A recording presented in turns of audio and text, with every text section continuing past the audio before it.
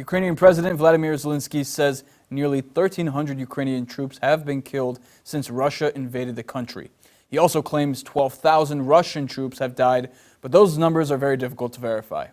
Here's ABC's Alex Prescia with the latest on the war in Ukraine. As Russian forces continue to move closer to Ukraine's capital city of Kyiv, President Biden authorized an additional $200 million in military aid and assistance.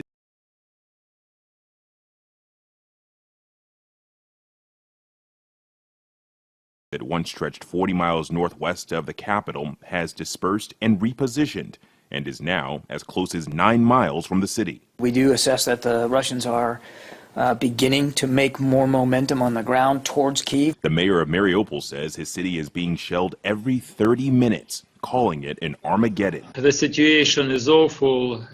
Russian army continues to do airstrikes, air bombing, artillery shelling.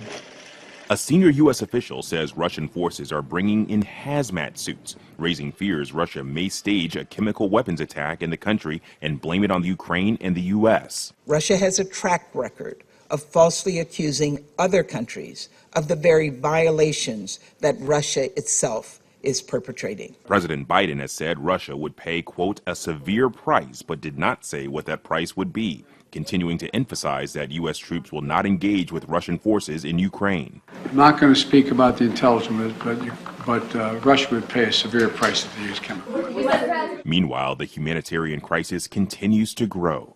More than 2.5 million people have fled Ukraine since the Russian invasion began. There was so many explosions, and there was bombing every time. So we had no choice to leave the Kharkiv and to travel. 1 million of those refugees are children.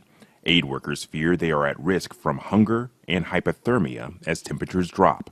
Alex Prescia, ABC News, Washington.